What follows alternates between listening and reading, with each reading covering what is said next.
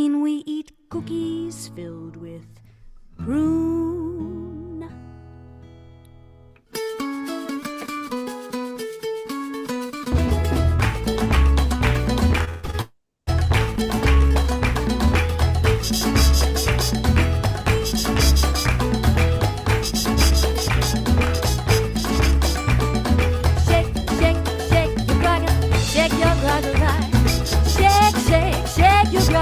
Shake it all in time. Work, work, work, you gotta work your grogger right. Work, work, work, you gotta work it all the time. Well, there was a guy named Haman. He tried to kill off the Jews, but thankfully brave Esther saved us. She knew what to do with no time to lose. She jumped in the line, put to mass on, drank some more. I release you. Jump in the line, everything will be fine. Okay, Jordan, I don't want you to stop the music because it's making me feel so much better. Everything will be fine. But I think we have to talk to each other. But please promise me that you will put the link to the rest of that song in the chat. Yeah? Okay, excellent. Thank you. Okay, before I even start talking at all, I'm just going to put a personal shout out to anybody who decides to accompany me in my moment of ridiculousness to make me feel less alone. That is the definition of community that we're striving here for at SVIVAH. So anybody who has anything ridiculous that they care to put on their face or their head, I would be so thrilled. Okay, hi. While I am talking and you're going to get yourselves costumes, please grab a snack, an early Hamantaschen, a blanket, fuzzy slippers, whatever. We are really, really, really just glad to be together. I am Ariella Mortkowitz, the founding director of SVIVAH, moonlighting as a very funnily dressed giraffe. We have beautiful new faces here tonight. Hello, thank you for being here. Please stay till the end and introduce yourself if you're up for it. I promise I won't run off. 30 seconds about SVIVAH. SVIVAH is about revolutionizing the way that women come together in community and using Jewish community to empower women as individual change makers in our own lives and in the world, discovering and exploring the unique and beautiful Torah that comes from our lived experience, and doing all of this within a community of care. Saying that sentence out loud, especially around Purim, is something, it just hits different for me. And I am very, very, very grateful for this space. We define both Jewish and women very broadly. If you want to be with us, we want you with us and welcome. We love that we are multi-generational and diverse in our backgrounds and our affiliations, and we come together in celebration and support of women, our strengths, our unique perspectives, and our ways of impacting the world. A giant thank you to Jordan Rosansky and to Idan Gris for being the magicians behind the scenes tonight, making it happen. Thank you also to the Covenant Foundation, who constantly encourages us to find ways to bring women together meaningfully, thoughtfully, to learn with and from each other, and to the Aviv Foundation, who has been so supportive of SVIVAH from the very start. It says at the end of the Megillah, Esther, Layehudim haita ora v'simcha v'sason ve'ikar. There was light and joy and happiness and prosperity. So I'm going to say, so may it be for all of us. And also, I just want to remind all of us that this light, joy, and happiness in the Megillah came right after a really stressful and dark time in the Purim story. So also, just like in every community, there will be someone here celebrating strength and joy, and there will be also someone who finds themselves in a moment of shadow. So I just want to acknowledge that, and that as a community, we hold all of the things. Everything is happening in community all at once. We are all in different places and moving between places constantly. But the most important piece of all is that we are here for each other for all of it. So again, I just want to thank the wonderful people who encourage this idea of celebrating each other. And I also love that we as a community really truly hold all of the things and hold each other through all of the things. So thank you for showing up tonight. This community is so very, very beautiful and so very, very special. I'm going to take one more second of personal privilege right now and just say that Esther is one of my most favorite biblical characters, and I am so very grateful to Rabbi Vehlow and Darshanit Dr. Miriam Udel for giving me this chance to get to know her a little bit better tonight. My daughter is actually named for two of her great-grandmothers. One was Esther, who was a Holocaust survivor, who lost her entire universe, but still managed to rebuild a second life full of joy and warmth and cookies. And I wish very, very much that I could still talk to Esther, my grandmother, to hear what gave her strength and motivation to choose joy after coming out of a place of so much darkness. And my daughter's second namesake was Nettie, whose yahrzeit is actually on Purim.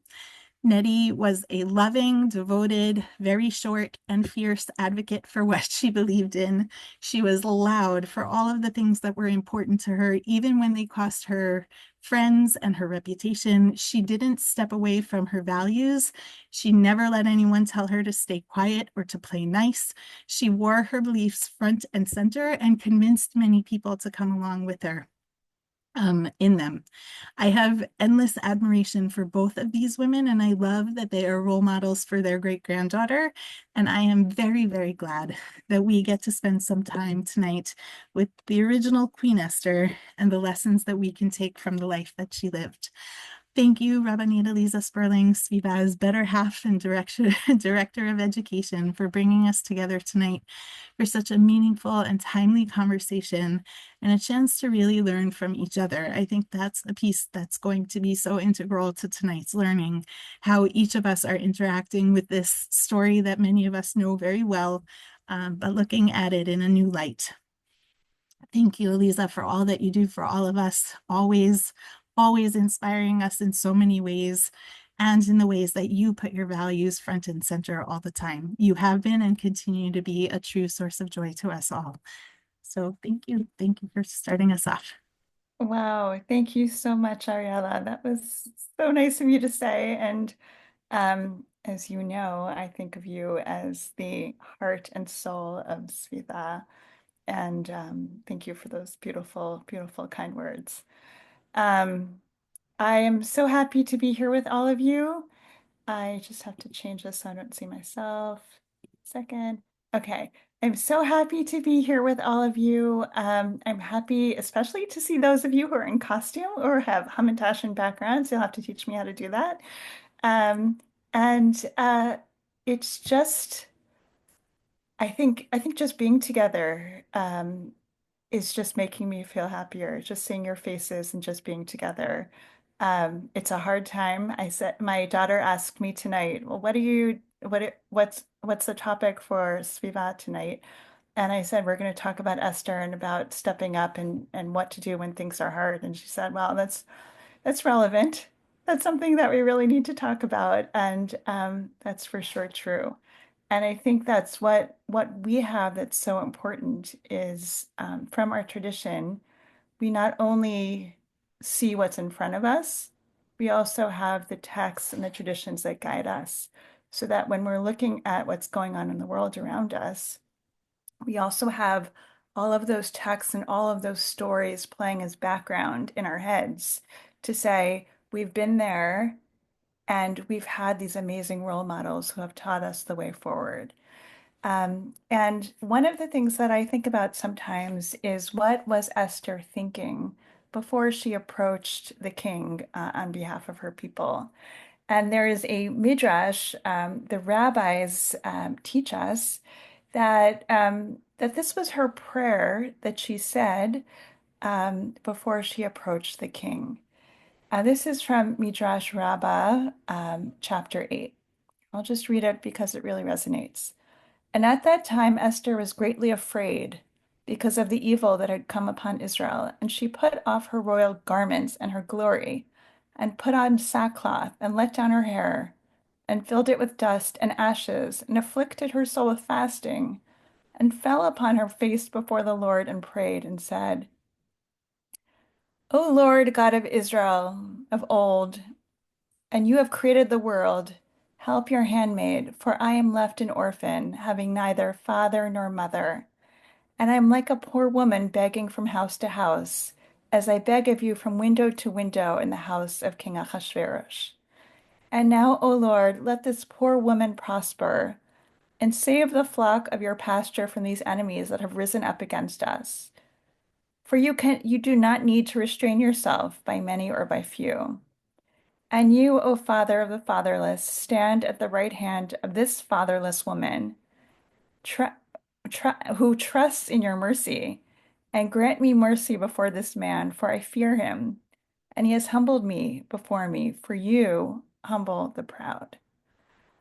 And before we start to think about the courage of Esther and the way that she's able to be wise and strategic and patient and know what she's doing and save the people, I think it also pays to take a minute and think about her in this state where she doesn't know. She goes from window to window in the palace of the king, and everywhere she looks, she has no salvation. And in the end, she has to look inward and upward to try to find her way forward. And when I think about Esther in these terms, I try to find a way that I can also look inward, look upward, and also look at the faces of each one of you to think about how we together can move forward. So I'm so grateful to Rabbi Katja and to Darshanit Dr. Miriam, who are here tonight to really help us understand Esther, help us understand what can we do when things look bleak, what can we do when we know that we're needed, what are the ways in which we can move forward even if we don't feel ready. So thank you so much for being here with us and for being our teachers. I'm going to introduce Rabbi Katja first, and she's going to speak. And then Darshanit Dr. Miriam is going to teach us, and then we'll have a conversation together. Okay, so if you look in your chat, you can see Rabbi Katja's bio. Raised in southern Germany, Rabbi Dr. Katja Vehlow is a former professor of Jewish and religious studies. She lives with her family in New York City and has served as a hospital chaplain, providing spiritual care to people of all faiths and none. She is herself an immigrant and a convert to Judaism. Katja received her ordination from the Jewish Theological Seminary in May 2022, and you can keep on going there. Prior to rabbinical school, she taught religious and Jewish studies at the University of South Carolina, and she received her doctoral degree from NYU. Oh, so I should also call you Rabbi Doctor. Sorry about that. But for our purposes, the most important thing that I want to tell you is Katja's favorite Purim costume that she has dressed up as is as Freddie Mercury one year. That's not Katja that I just put in the chat, but pretty close. Okay, Katja, thank you for being here. Hi, thank you so much for the kind introduction. Never need scrolling. Thank you to all of you, to Ariella and also Darshanit, Miriam. I'm delighted to be here. I think you all have. Do people get the source sheet or not yet in the chat? We'll put it in the chat. Okay, thank you. And Jordan, could you put on the PowerPoint maybe?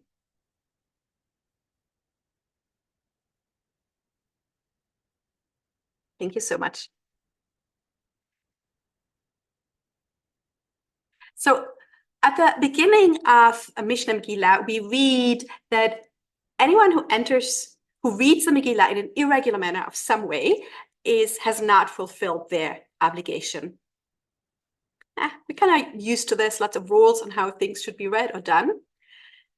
But the Baal Shem Tov, the founder of 18th century Hasidism, said that this meant really whoever reads the Megillah thinking that it happened in the past, an event of the past that was backwards, they haven't fulfilled their duty because we must look at it as new.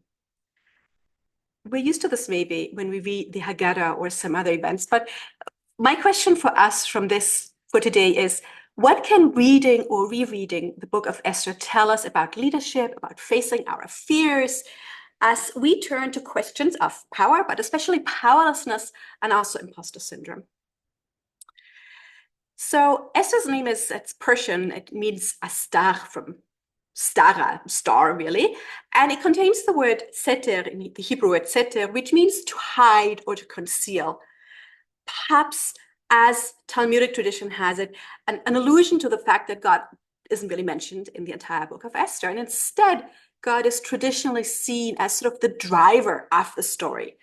And the idea of Hester Astir, Hester Astir, Esther Panim. Just listen to what these words sound like, which means as much as hiding God's face, God hiding God's own face in the presence of evil. And we can come back to that later if you think that God's present here, or maybe not. So Esther is special. There's a book named after her, and she's not an obvious leader. You know, as a young woman, she's taken to the king's house as his companion, not necessarily voluntarily. And then at a moment of crisis, she takes on a leadership role. Again, not really voluntarily, but still, she does it, and she ends up saving her people and also herself. Now, our liturgical calendar invites us into moods, and maybe we're more used to doing this when we think of Elul, you know, the month leading up to Rosh Hashanah, the Jewish New Year, Yom Kippur, sort of introspective holidays. But Purim too, arguably, brings with it a mood. And so I invite you to go to a link, because I want to do a word cloud with you. That's going to be in the chat in a second, and take a moment and consider. Before we dive into the into the story, it's in the next slide. What comes up for you when you imagine yourself as an Esther? It doesn't come up, never mind. I'll put it in the chat. What comes up for you as you see yourself as an Esther, as someone who might consider being called to lead, to take up responsibilities right now and in the future? Now, perhaps you're doing this already and you have feelings about your own leadership. I don't know. And perhaps nothing could be further from your mind. So I ask you to just take some words that come up and add them to the word cloud we have. And I think we can maybe close the Esther in the meantime.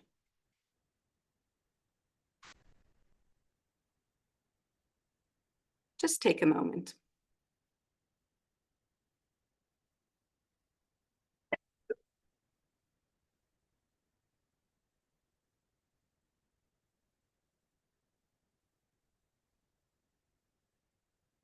Mm.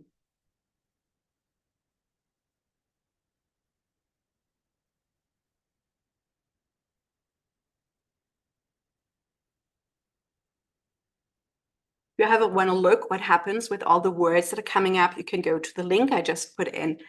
And the words that come up right now by many of you are courage and fear and anxiety and strength and sacrifice, fortitude, calling on community, strategic advocacy, wanting to help but have no way to know what to do, mother, nobility, daring, clever, fearless.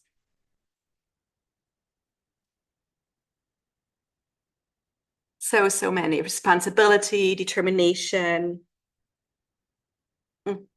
fortitude. Angry inside, yeah. Inner fire, using beauty. Playing power games, yeah, all those.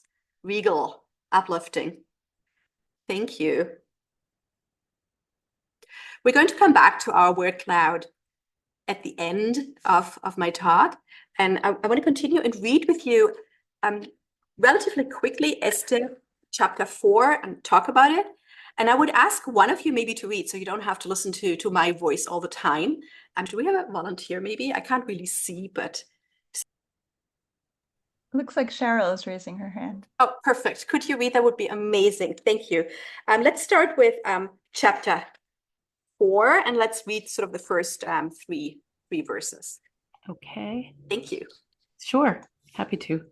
When Mordecai learned that all had happened, Mordecai tore his clothes and put on sackcloth and ashes. He went through the city, crying out loudly and bitterly, until he came in front of the palace gate. I have to disable the chat. For one could not enter the palace gate wearing sackcloth.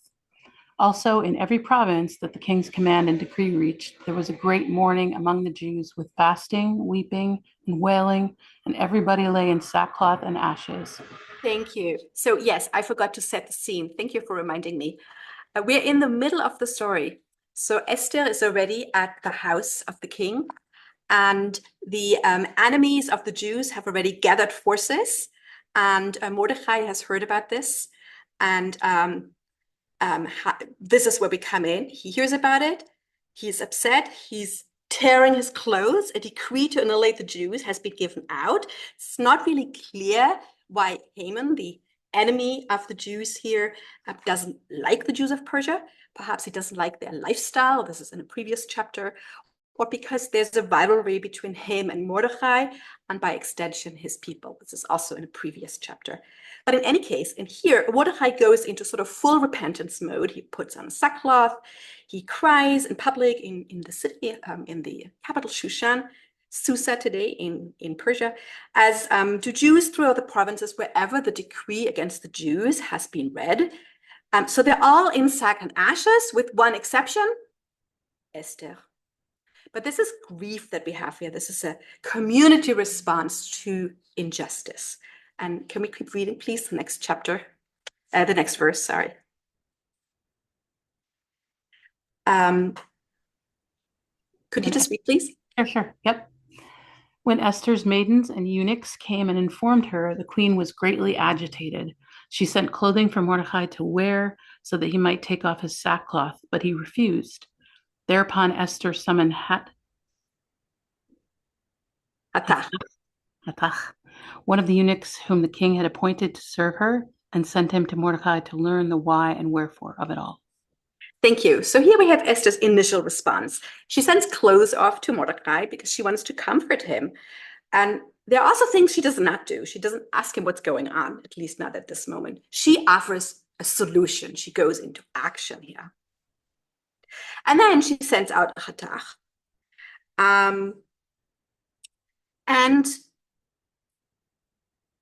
you know, here we have Esther. She is the Jewish person closest to power. Why does she have to figure out what's going on? You know, shouldn't she actually know what's happening in front of her doors? Is she this isolated and shut off from the world? What can we learn about justice from Esther's ignorance? Those are some questions. They're also on the next slide, and I'll ask you to respond to those. What do you think? Why does she need to do research? Wait, they're not here. Shouldn't she know what's going on? You know, she's this isolated. Have a look and talk about it a little bit in the chat. What do you think?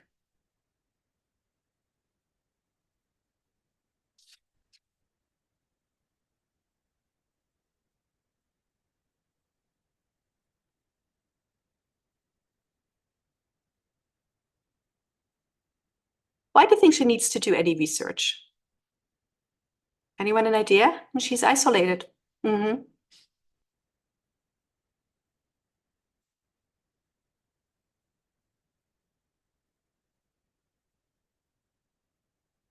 The king doesn't want a queen who has her own mind. He doesn't want an independent woman. The evil one doesn't want to know her. She's sheltered, perhaps. Yeah.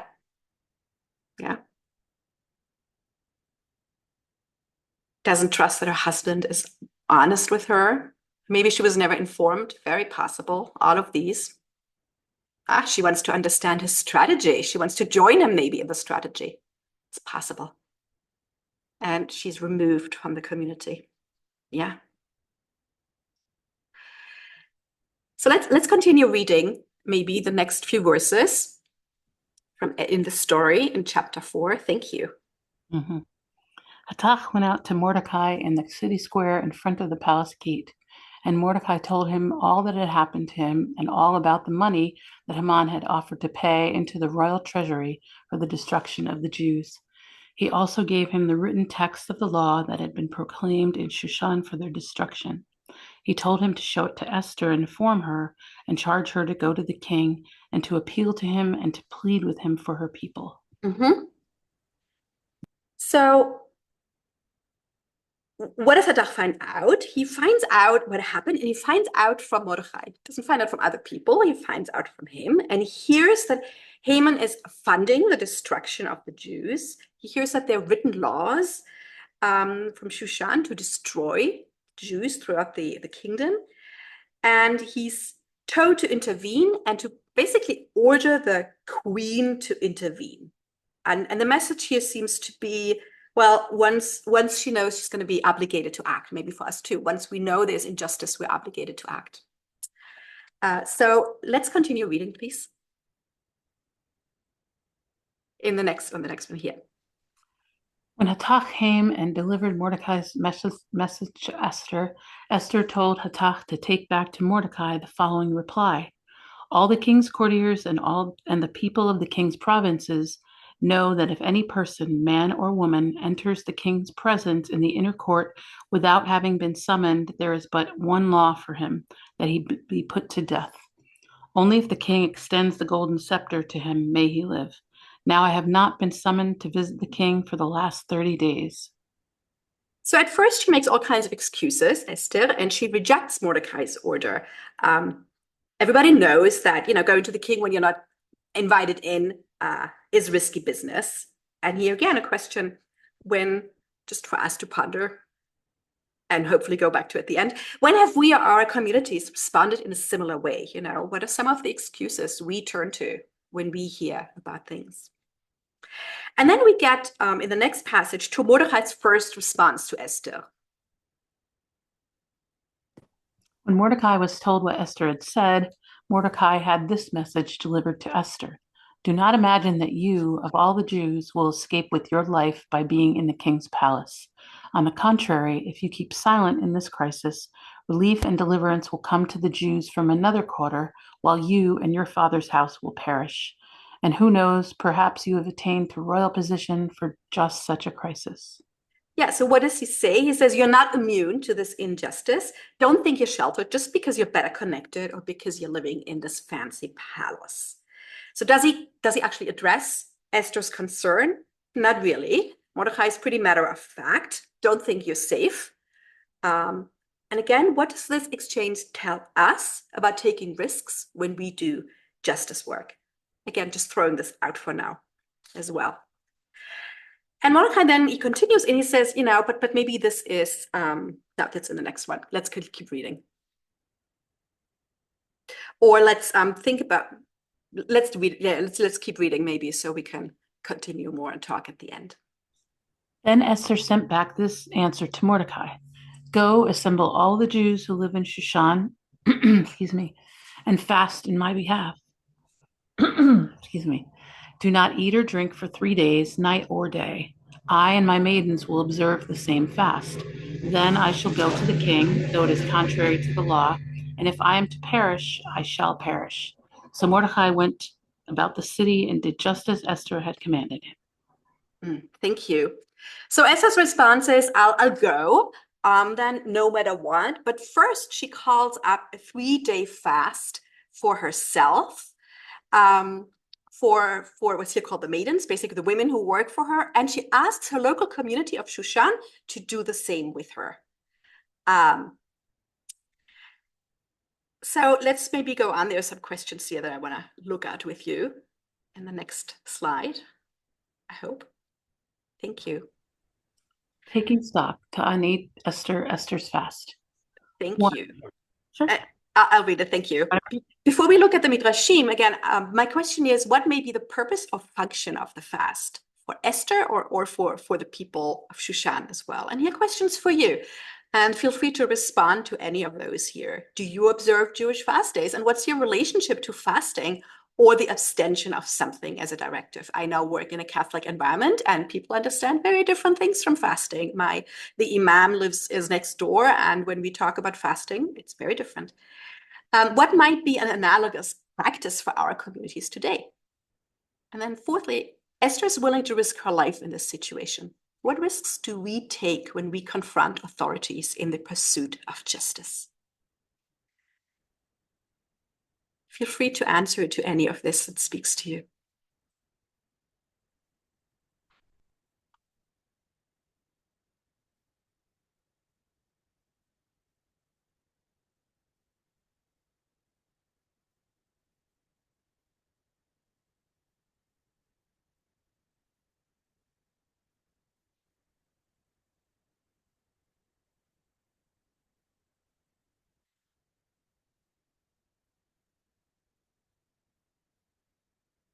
We risk our lives and reputations, being ostracized. Arlene Berger says, I've always felt that the fast was for Esther for support and the people as a preparation for all the possibilities. Focusing the mind or being jailed or deported.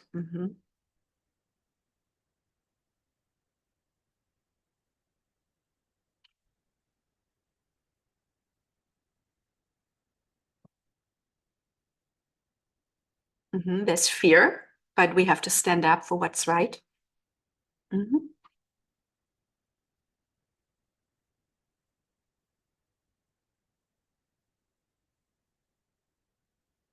Fasting is spiritual cleansing. It's a group act, a collective action. Loss of livelihood, fear, social standing, reputation. Why 3 days? That is such a long fast. Yeah, there are discussions about this. Sofrim, one of the older midrashim, or one of the midrashim, is very clear and says, no, this was not consecutively.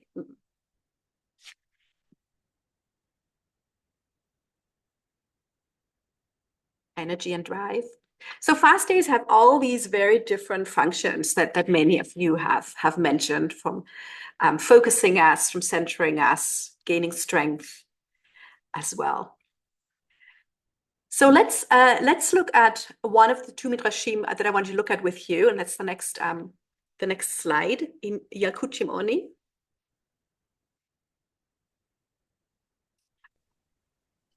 This is very dramatic. The first day of her fast, she cried, "My God." The second day, she cried, "My God."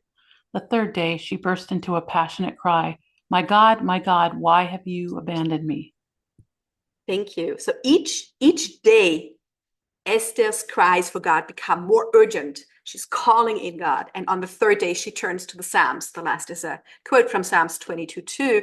My God, why have you abandoned me? Lama azaftani. This, to me, there's an existential loneliness in here as she fasts, as she's searching for something. And maybe also one that we may feel when we speak up without knowing how others will react as well. And then, just because I have to mention it, this is also perhaps not coincidentally the only one of the 7 sayings. It's one of the 7 sayings of Jesus at the cross that appears in the New Testament in transliterated Hebrew as well. But what we have here is an existential crisis for the Jewish people that comes out here, I think, and Esther knows it. This is what motivates her, and now she calls on God for support, and she gets herself and her community sort of spiritually ready. Now, this is a pretty radical 3-day fast, and again, I mentioned already, one Sofrim says, don't worry, these 3 days they're not consecutive, but okay. But how about the timing of this fast? The fast falls on Nisan, 3rd, 14th, 15th day, which may sound familiar to you. I just sent out invitations for Seder last night because this coincides with a Passover.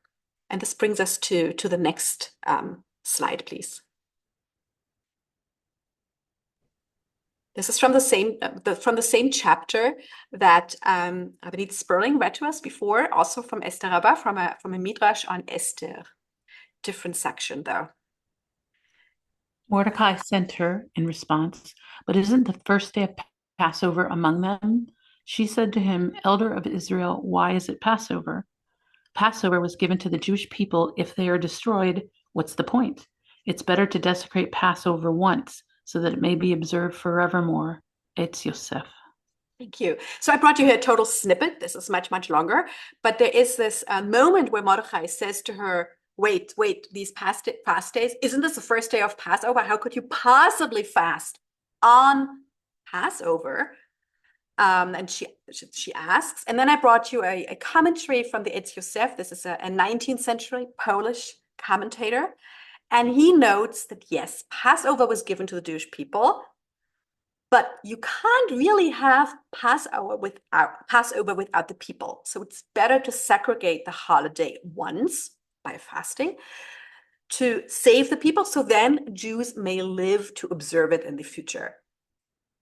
Sometimes things need to be upheld in the breach to sort of maintain the system. Now, I really love this because I think this is a very transgressive, or what some like to call an antinomian idea, that sometimes you have to do something that seems wrong or that is wrong in tradition.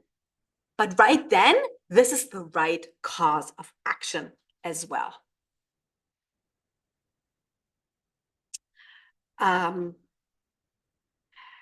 So let's go back and let's have a look at what kind of a leader Esther is. Or I think she is. You can all, this is in the next slide, you can all agree, or you can add more to this in a second. Thank you. Esther seems helpless and abused, refuses to act, silent, fasts, sees the risks, calls in support, acts, is a prophet. Annie. Thank you. So we've spent about, I don't know, some time here thinking about Esther and us about stepping up to responsibilities. And I want to go back to our word cloud, if I can, and see if there's anything you would add now. I don't know how I usually do that, if people speak in the chat or if people can speak out a little bit. I also don't know how I'm doing on time, so if our moderators could tell me.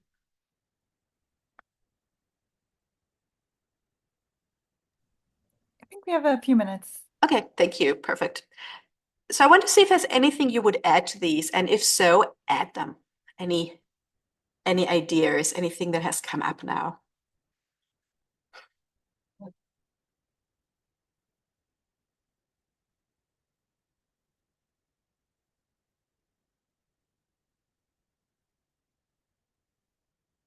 Nervous. Mm-hmm.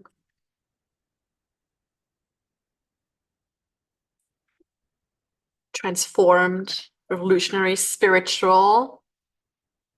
She considers the fact that she's been told and then she acts.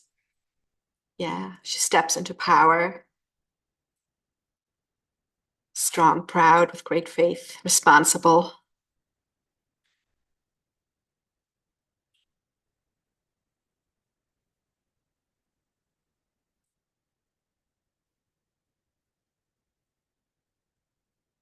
An agent of Hashem. Mm-hmm.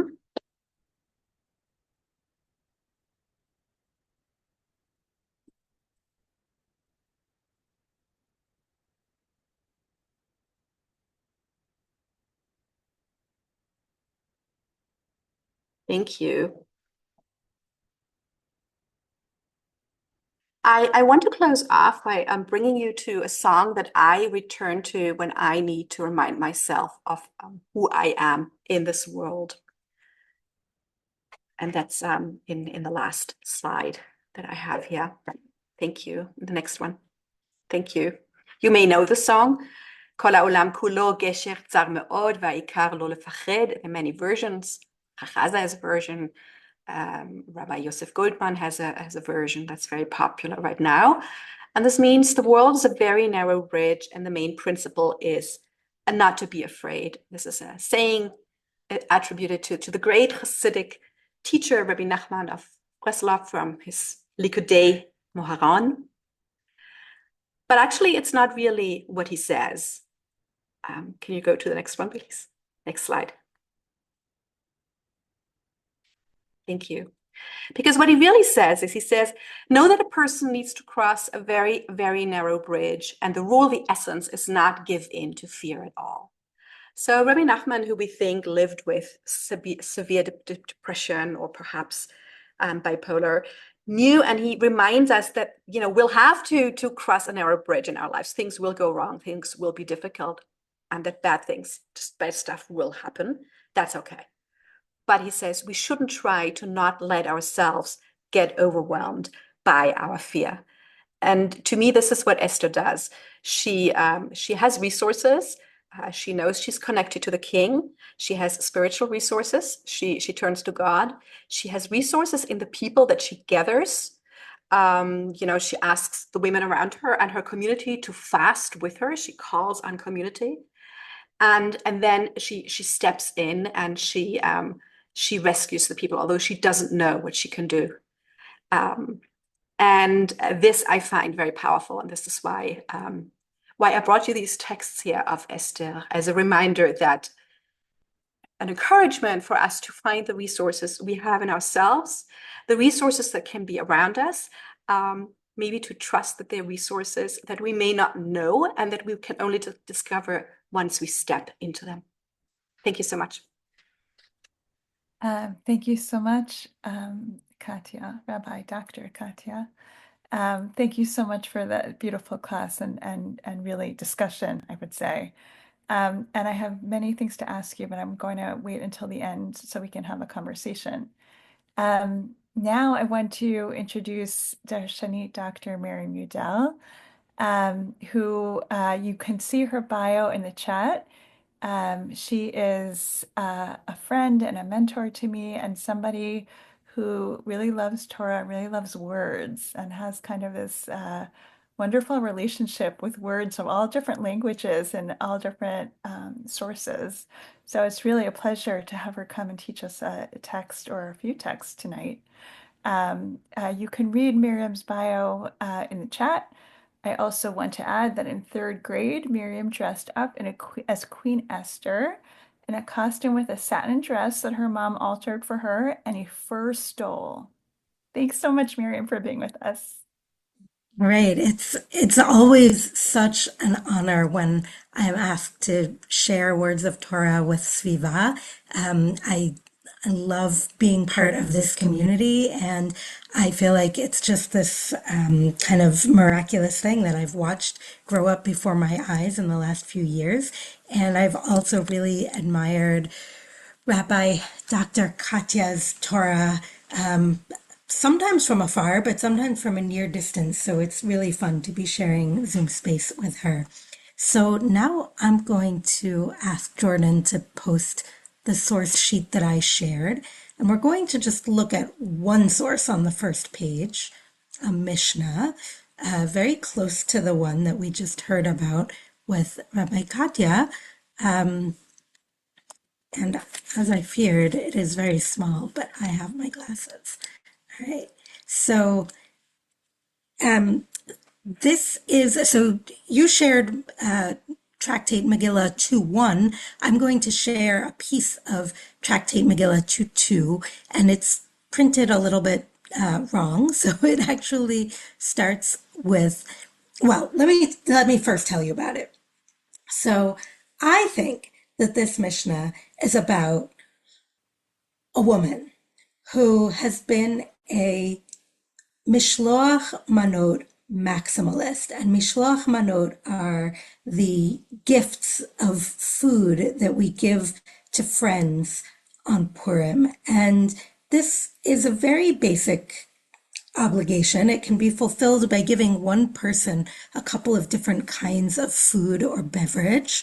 But in contemporary American Purim culture, a lot of people really go very far and end up making 150 matching themed gift baskets with, decorations and toys and who knows what all. Well, anyway, I think this Mishnah is about somebody who just went a little too hard on the pre-Purim preparation.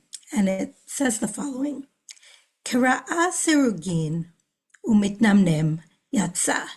If you are reading the Megillah in chunks, in sections, or at intervals, and you doze off during the reading, that's okay. You fulfilled your obligation. Haya kotva dorsha umagiha. If a person is simultaneously attempting to fulfill the obligation to read the Megillah while also writing out a Megillah, like doing the scribal art of writing, or interpreting the Megillah with novel interpretations, or making notes and correcting the text of the Megillah. Remember, all while listening. Im kiven libo yatsa, ve'im lav lo yatsa. If their mind was focused or directed or intentional, and they had in mind the obligation to fulfill the commandment of reading the Megillah, then they meet their obligation. But if their mind wanders, if they get distracted, then it doesn't work. Then they have not successfully met the obligation. So I think that this is a legal text about our attention and the way that it works. And I'm going to tie this together to the question of imposter syndrome and stepping up. So if you'll bear with me, I just want to spin out a couple of themes for a few minutes before I come back and tie it up at the end. So it's very difficult to legislate people's cognitive processes. But that seems to be what we have going on here. These are all, it doesn't talk about, what if you're sewing or knitting or cooking during the Megillah reading. It talks about brain work. And the concern of the Mishnah seems pretty clearly to be, and we can go off of the screen share now for a moment, and we'll come back to it. The concern of the Mishnah seems to be that these competing cognitive processes will distract us and will reduce our ability to engage with the story, to focus on these kind of pivotal moments like the one that we just studied together in depth, where Esther really does step up.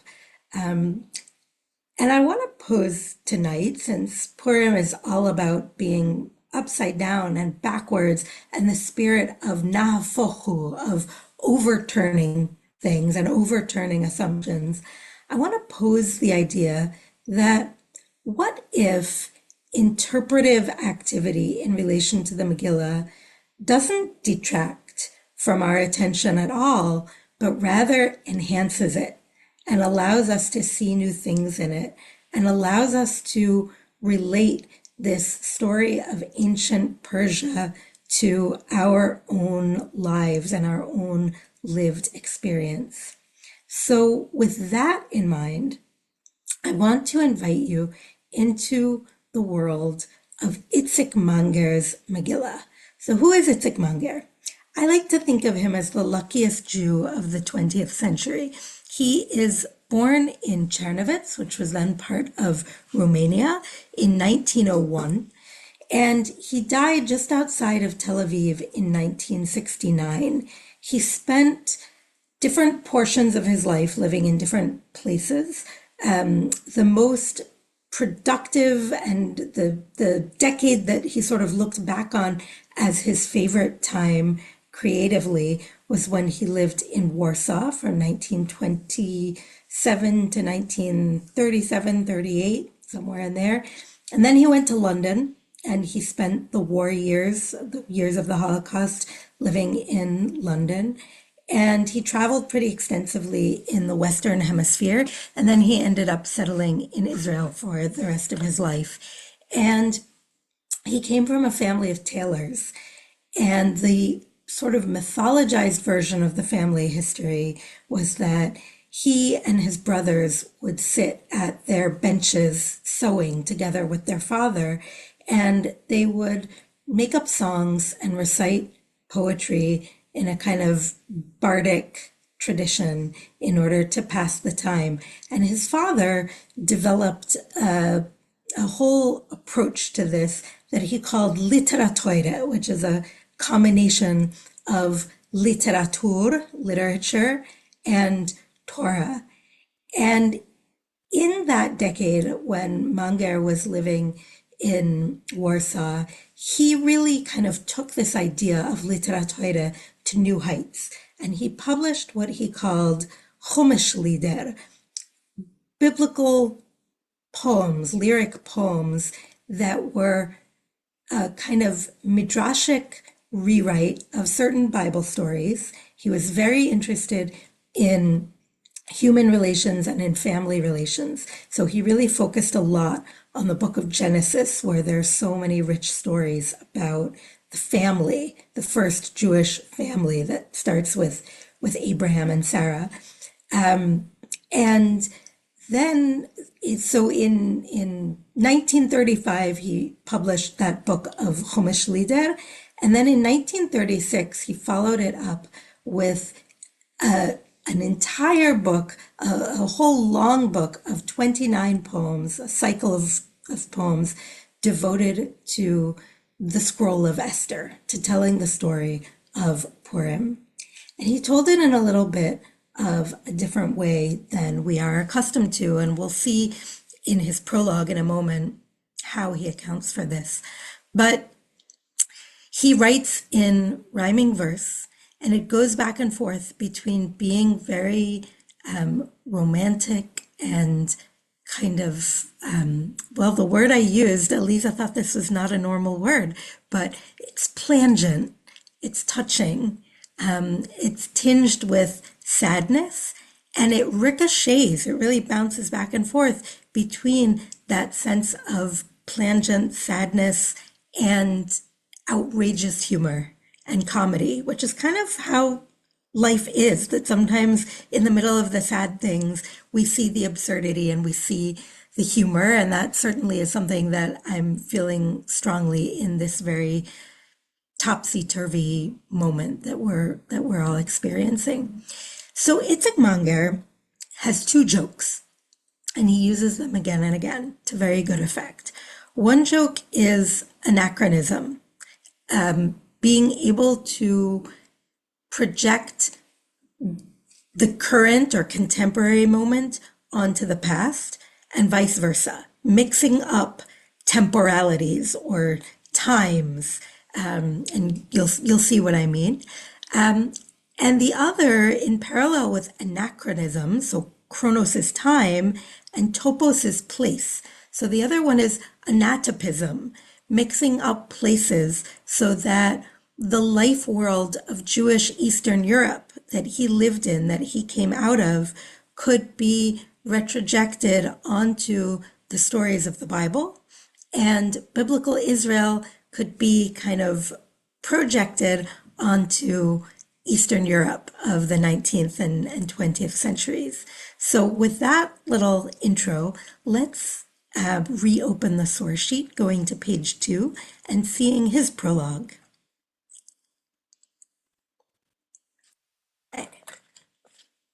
So there is an error here. This was published not in 1926, but in 1936. And I don't know if you're even seeing the error. I didn't even have to tell you because I think it's cut off. But if you are curious about this material and you want to see more of it, the book that these English translations are drawn from, and the translations were done by Leonard Wolf, the book is called The World According to Itzik, because he's Itzik Manger.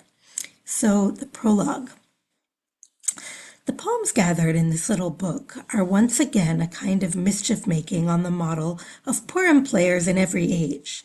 In this little book is retold the lovely old story of Queen Esther, who together with her uncle Mordecai set themselves energetically against the wicked Haman, whom finally they vanquished. May their merit sustain us now and forever. Amen, Selah. And that is the last pious moment in this text. True, the story is told here a bit differently. The official authors of the Megillah, for example, have kept silent about the existence of such a significant figure as the tailor lad Fastrigose, though his despairing love for Queen Esther and his attempt to assassinate King Ahasuerus were crucial elements on several important occasions.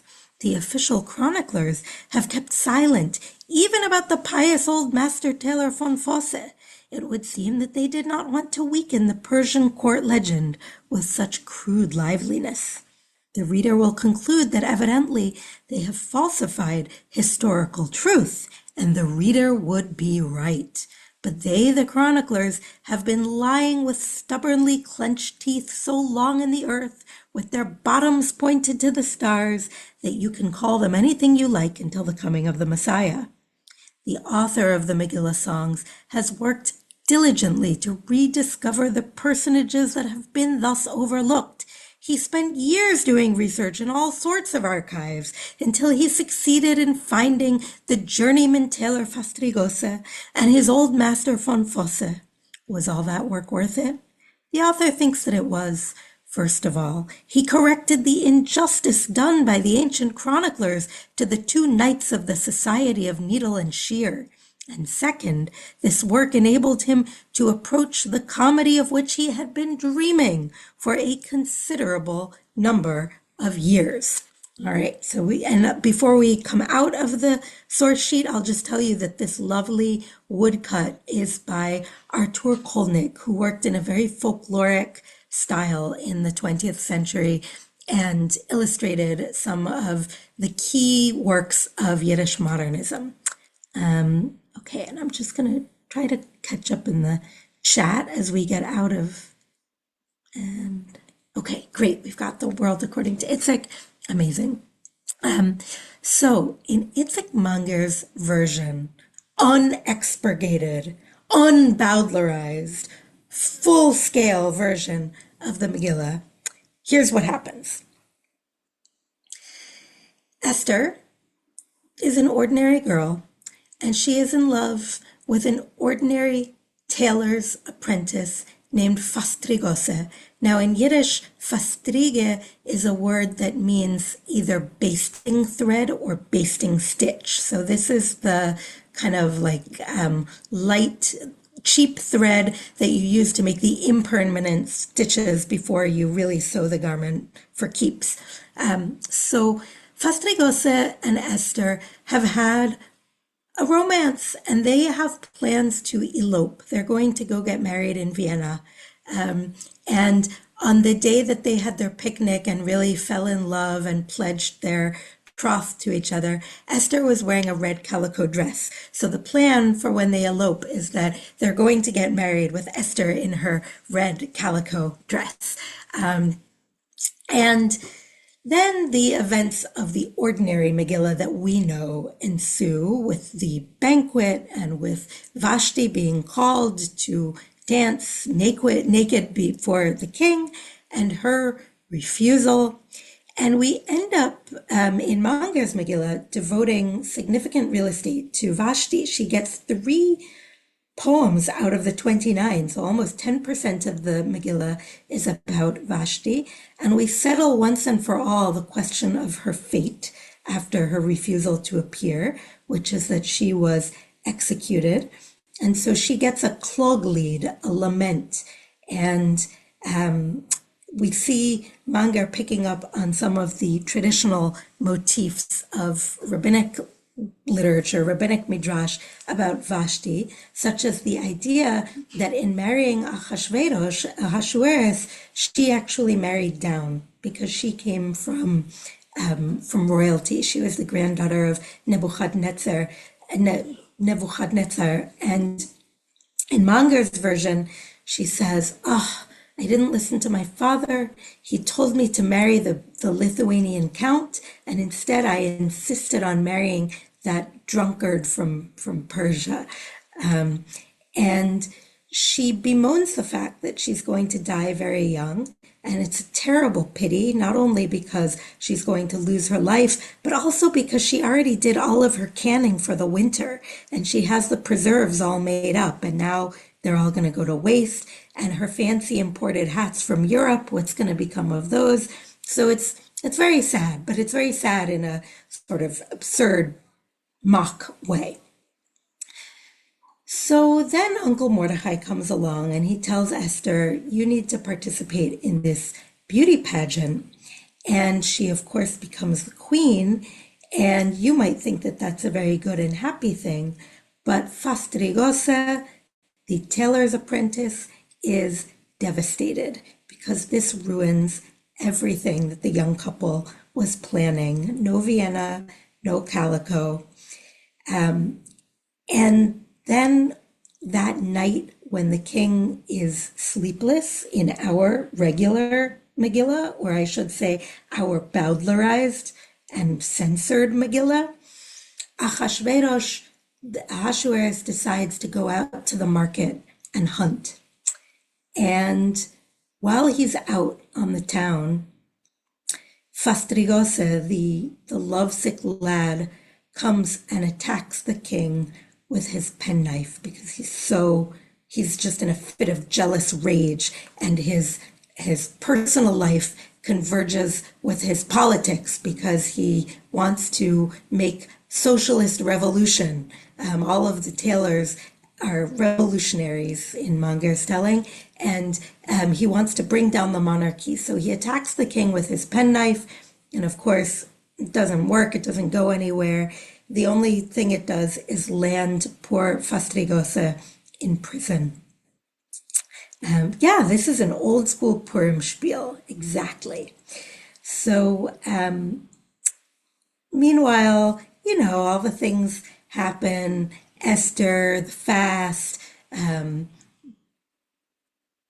the entrapment of Haman, with the important difference that Haman is being outfitted to parade through the streets in triumph by the old master tailor von Fosse and all of the tailor lads. So they're all kind of holding their noses as they have to sew his regimental tailoring, his regimental uniform. And then the other part that I wanted us to look at, and maybe we'll go back to the source sheet now, is that Haman telephones his youngest son, Vaizose, or Vaizata, as you might know him. So if we can just bring up the source sheet one more time.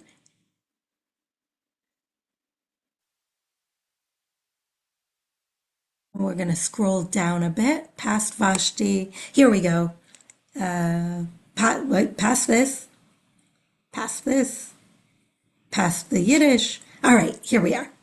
So Haman telephones Vaizose, the editor, at his office. So in Manger's Megillah, Vaizose has a job as the editor of an anti-Semitic rag of the kind that flourished in Tsarist Russia. My son, God damn it to hell, I have news that you never will guess. An item for your daily fool so hot it will stop the press. The king, long may he live, went last night to the market to hunt. As usual, he caught 9 flies, then 10, his usual stint. And then we're going to skip a little bit. And he says, Vaizose, my son, you'll see the revenge I take will be good. This year, the bleep will have quite a Purim. And in the Yiddish, he uses the Russian epithet Yiddish. This year, the Yiddish will have quite a Purim of blood. Vaizose smiles. Yes, yes, yes, we'll play Run, Rabbit, Run, and laugh as they round the Yiddish up, and laugh when they're all dead and gone. Vaizose at his desk sits and writes. He laughs and talks to himself as the portrait of the king looks benignly down from its shelf. So it's pretty dark, but it's also showing that we can cut these tyrants, whether they're Amalek or Haman or more recent tyrants, we can cut them down to size by laughing at them and seeing their absurdity. So now I want to come back to the question of our attention and how that relates to the process of stepping up and how we overcome our own imposter syndrome. So this Itzik Manger, he's wonderfully clever. He does things in Yiddish that have never been done before, but he is what my undergraduate students would call a problematic fave, because he himself had a real problem with alcohol, and it has been attested that when drunk, he could become quite abusive. He could become verbally and even physically abusive, particularly with some of the women in his life. And this is not Not anything that we want to give a pass to here in SVIVAH. But he felt the full confidence of his purchase on this story. And I think that there is a model there for us as we step into our power and our ownership of our Jewish stories, and both the written formal texts in which they reach us, but also the kind of lived texts of our own lives and relationships and experiences of the holidays and of the moment of Jewish history through which we are living. And so I want to take this idea that by interpreting and elaborating, we actually enhance our own attention and our own experience of these texts. And I want to throw down a challenge. If Manger, who is a problematic figure in so many ways, could assert his ownership of the Megillah so confidently and so cleverly, then why can't we? Why can't we write our own Megillah even as we are reading and hearing and metabolizing the Megillah that has been handed to us? And I want to leave you with an image that I was talking about with my husband that comes from the theorist Hans-Georg Gadamer, who talks about a fusion of horizons, that when we read, there's the horizon of the text, of the original material that we enter into, but there's also the horizon of the reader who's encountering that text, maybe for the first time, maybe for the 75th time, and that the most potent acts of reading and interpretation come about when we are able to create some sort of a fusion between our horizon and the text's horizon. So Manger helps me to do that, and I'm really glad that I could share it with all of you. There are other Purim spiels. I translated a little bit of one last week. It's currently in the forward, and I gave a link to that. Here we go, that now Jordan has kindly put into the chat if you're curious to read more. And I'm going to end my portion of it right there. Thank you so much, Miriam. I really don't know very much about Yiddish literature, and every time I hear you speak, it's totally new to me. Thank you. So I want to take us from the text, and both of you, Miriam and Katja, have said that the models that you have given to us and the teaching that you've done have impacted you, right? And think that it should impact the rest of us. So I'm curious if you can take us from the text to the personal and tell us about situations where maybe some of these lessons that you've taught us tonight have helped you in situations where you are drawn to act. You might not know how. You might not know if you're ready. You might not know if you're the right person. And that you've been able, how you kind of took the next steps. So whoever wants to go first. I can get us started. I started a new job as a college chaplain last year on May 1st at Fordham University. And now you could think I'm kind of prepared for doing this. You know, I worked at a university for 10 years. I was an associate professor. I'm a trained hospital chaplain. I'm an ordained rabbi. The school thought I was qualified. And I stepped on it and was like, oh my God, can I really do this? You know, and I still have that. Also, my job has pivoted in some ways. You know, I obviously, you know, becoming a chaplain or being a chaplain on a university in this time is comes with its own challenges. I expected those, and it turns out I had completely different challenges that I hadn't expected. I was hired as a chaplain, and it turns out I've been tasked with institution building that I have never done in my life. I am terrible at politics, and I'm learning it all, building coalitions, having meetings, trying to talk clearly about my vision that I have for a Jewish community. And it's been often very, very challenging. And so often I don't manage with the lessons that Esther gives us, or that maybe others give us too, about leadership, about sort of trusting our strength, about finding community, about drawing on that which gives us hope and strength. And I try. I've gone back to playing guitar, and I bought fancy wool to knit a little more, to just do textile things as well, and not just completely disappear in my brain or my spirit. Thank you. So for me, it's something that Rabbanit Aliza knows well, because we go all the way back in this. It was the decision to enroll in a rabbinical training program in the middle of my career. I had already done a PhD and had been working as a scholar of Yiddish literature for almost a decade. And to go back into the classroom, not as a teacher, but as a student, and to pursue a curriculum that was dominated by the discourses that I find most difficult to connect to, which is to say, I've always had a really great purchase on narrative, but much less so on law. And the curriculum at Yeshivat Maharat, where we were both ordained, is really dominated by the study of Talmud and Jewish law.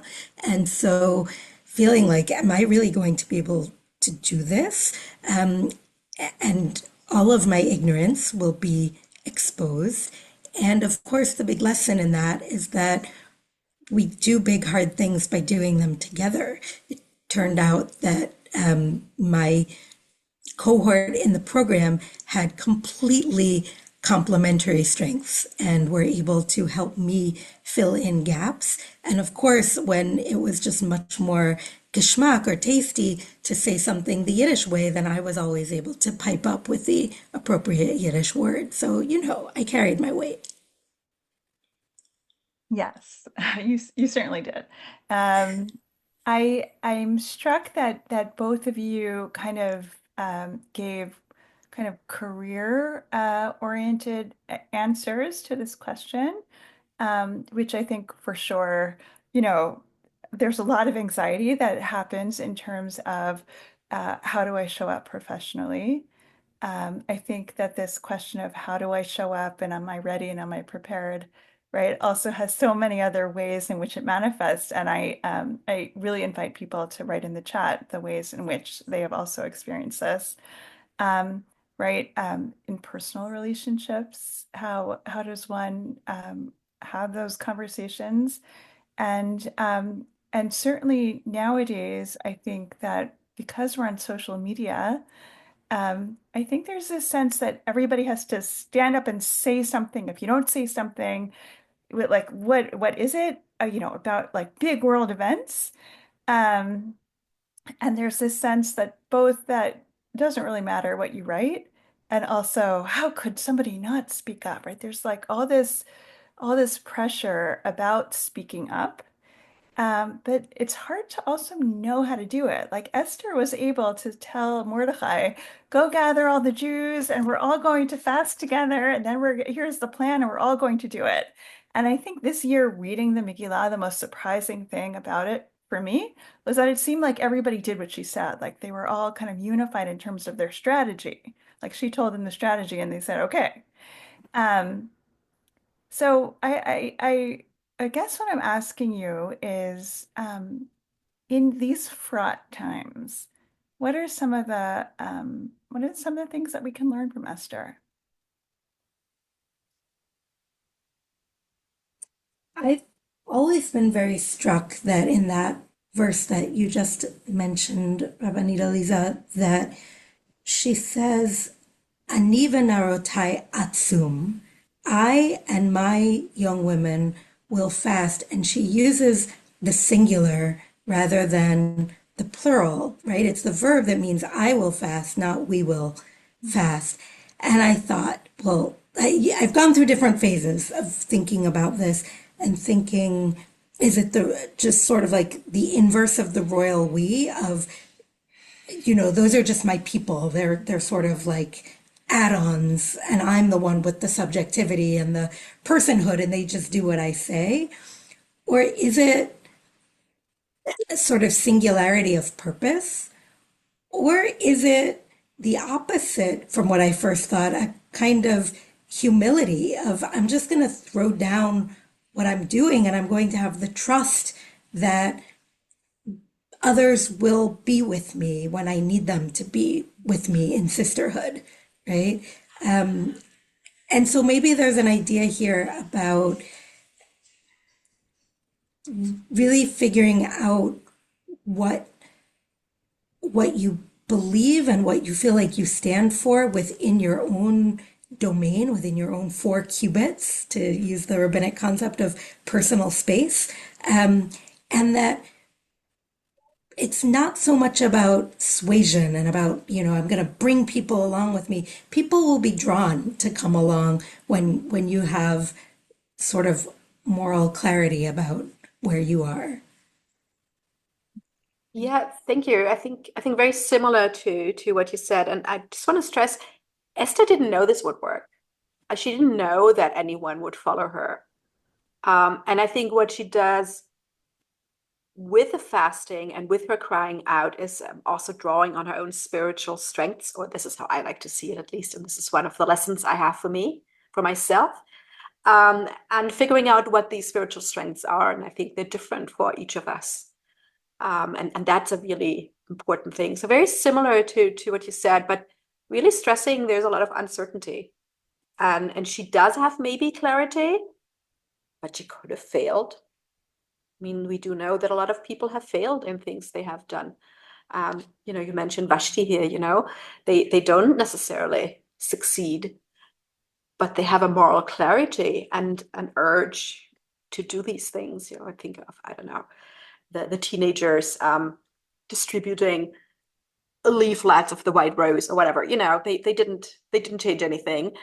I also want to come back to, because several of you have mentioned social media and the need to speak out. And this is something I'm learning from quite a few of the students I talk to now. They're not on social media. They're done. It's not for them.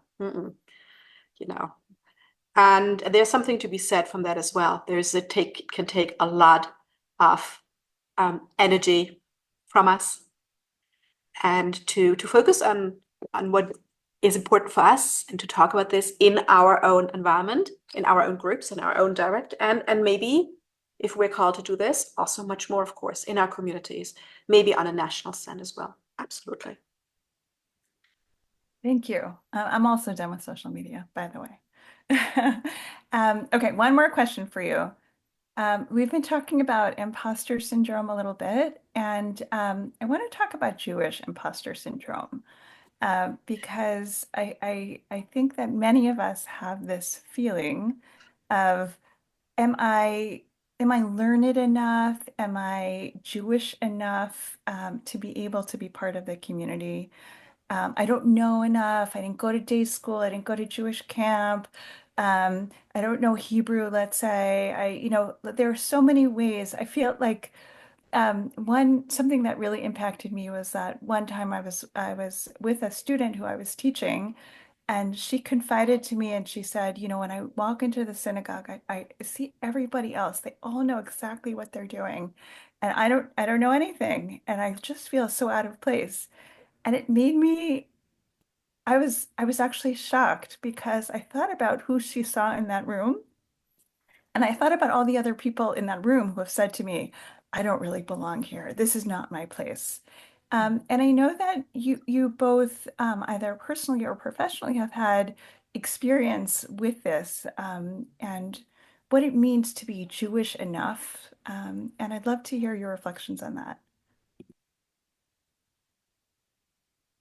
Should I go first? Sure. Okay. So I think that one of the really exciting things about being heir to a 4,000-year-old civilization is that the Jewish, and I'm going to use that phrase again, life world, Lebenswelt, is so multifarious. There's textual study, and there are flavors and varieties within textual study. There are Jewish foodways. There are Jewish cultural folkways, music, arts. There are so many different kinds of Jewish experience to tap into. And people are constituted so differently that I feel like there is a way in for every different kind of mind and heart, however it's constituted. And so I would really encourage people to be very governed by their sense of joy and enlivenment and attunement into all those different pathways that speak to them. And it doesn't mean, we only do what's easy or comes naturally. We can do things that are challenging, but within a framework of joy and attraction and wow, this really feels like it's giving me life, because that is the whole point of this. Thank you.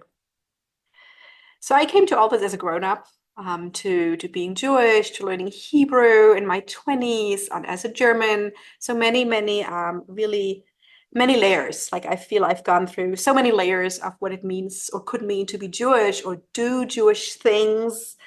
And also so many ways of becoming Jewish as well.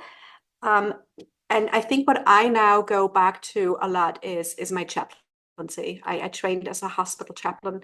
One of the things we learn in chaplaincy is, and I'm a beginner, is to give space, and to give space to the stories that those tell, and also to listen very clearly how these stories resonate with myself. And one of the greatest joys in my job now as a college chaplain is having these stories as helping others affirm their own search, of what it means to be. So many people come to me and they say, oh, I am, I don't know, Catholic and Jewish, or I am something and Jewish, or whatever it may be. And to not say there's a goal in your search. Nobody needs to become, I don't know, keep Shabbat. I mean, that's beautiful, but that's not my goal. My goal is for people to say this search in itself is beautiful and it is powerful. Your affirmation of your identity is beautiful.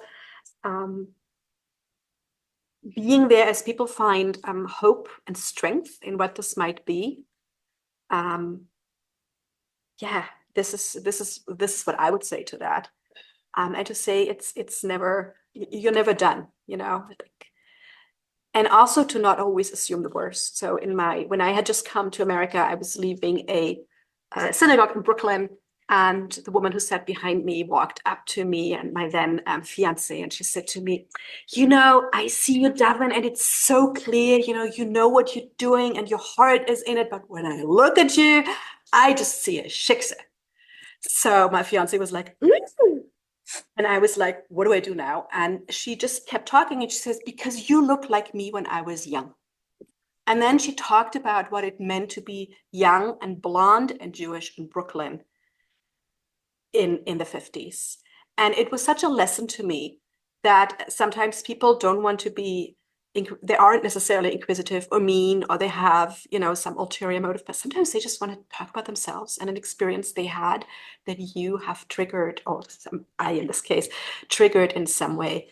And I often feel that this memory and other stories like this have protected me, also sometimes from imposter syndrome, that I don't think, oh, they're not looking at me because I'm, I don't know, white, have an accent, I'm blonde or whatever. maybe there's something else. Thank you. Right. And that also goes back to the power of interpretation, right? And being able to I don't have Miriam's words, but to elaborate and to interpret and to listen, as you said. So thank you so much, Darshanit, Miriam, and Rabbi Katya, and I would love to continue the conversation with you some other time. Thank you. Ariella. Wow, I am so, so grateful to all of you. This is like, it feels very raw and vulnerable, this place that this conversation went. And I'm really grateful to have texts to go back to. They feel safer a little bit to kind of have that, the texts as a mirror to examine some of these feelings that are coming up by talking about these really vulnerable pieces of our identities and the ways that we show up that feel so vulnerable. Thank you so, so much. Thank you, Eliza. Thank you, Rabbi Vehlow. Thank you, Darshanit Udel. Thank you so much, Jordan and Idan also. Thank you for this conversation. I'm so grateful for the honesty, the humor, and this real deepening and appreciation and understanding of Esther and the Purim story, and maybe even a little bit of chizuk, a little bit of strength to take on some new Purim traditions for ourselves this year, or a little bit of stepping into a place that we might not have stepped before. I'm going to ask everybody who's here to take out your calendars right now and save the date for a new series that we have coming up next Monday, March 17th.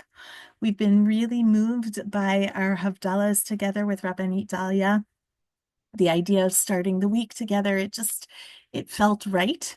So luckily for us, Nama Sadan felt the same way and wants to start every Monday with us, with just grounding us, giving us some space to give intention to our week, some carved out time for a little bit of reflecting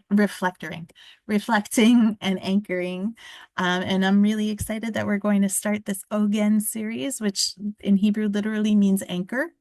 Every Monday for just 30 minutes, 12 to 12:30 Eastern time, or 9 to 9:30 on the other coast from me,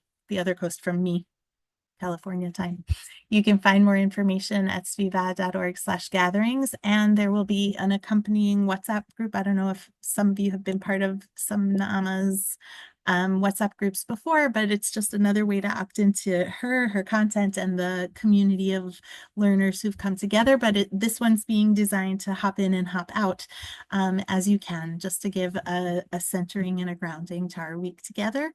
We're also hoping for a further conversation around imposter syndrome coming up with Rabbanit Dalia designing it, because I feel like I'm going to speak for me, just for me. I feel like I could use a little bit of skill building in this area. So I'm not making any assumptions about anybody else. And if it's a coaching session just for me, fine.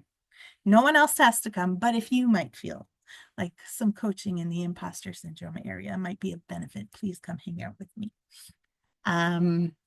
We're trying hard. I'm hoping you can feel it. We're trying very hard to find many ways for us to stay connected as much as possible, because honestly, it really feels like community is everything right now. I'm going to remind everybody that our Facebook group is a wonderful space to stay connected. And I feel like this week it's been so great to talk a little bit more than we have in the past. And so please keep doing that. You can always find us there and find community when you need it. We have a WhatsApp announcements group that I promise we use very sparingly, just to remind you about the things that we have coming up. The link for that is in the chat too.